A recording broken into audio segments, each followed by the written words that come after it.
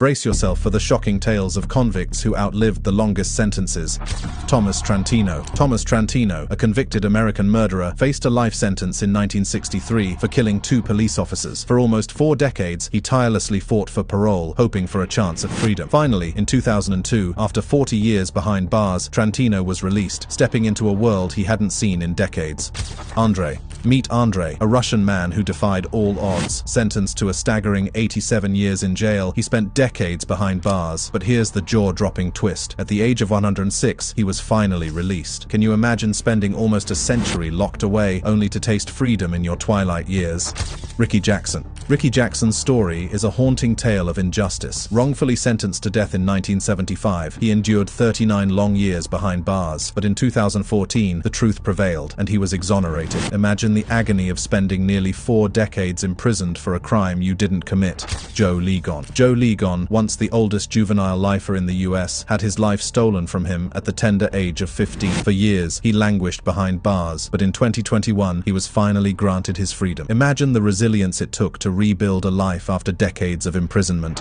Otis Johnson. Otis Johnson's release in 2014 after serving 44 years was a profound experience. He was sentenced to prison for attempting to kill a police officer. Stepping out into a world he barely recognized, he was shocked by the societal changes during his imprisonment. Imagine the overwhelming feeling of being disconnected from the world.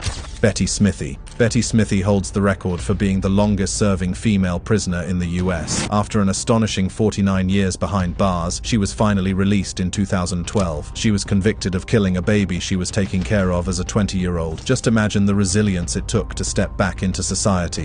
Sheldry Top. Sheldry Top's story is one of resilience and hope. As the oldest juvenile lifer in Michigan, he spent over 56 years behind bars. He was only 17 when he was sentenced for killing a man, but in 2019, he was finally released, marking the end of a lifetime of imprisonment. Michael Hanline. Michael Hanline's life took a devastating turn when he was wrongfully convicted in 1978. For years, he fought to prove his innocence, and in 2014, justice prevailed. DNA evidence finally cleared his name, leading to his long-awaited release. Imagine the bittersweet feeling of reclaiming freedom after decades of wrongful imprisonment. Warren John Nutter. Warren John Nutter's story is one of tragic longevity. Imprisoned since 1956, he spent his entire adult life behind bars. Sadly, in 2021, Nutter passed away, holding the title of the longest-serving prisoner in Iowa. He was sentenced for killing a police officer, but sadly never saw the outside world again. Jesse Pomeroy. Jesse Pomeroy's life took a dark turn when he became the youngest person convicted of first-degree murder in Massachusetts. Sentenced to death, he met his fate in 1932 while living in a mental hospital for the criminally insane. He was found guilty of multiple murders of young boys, even if he was young as well.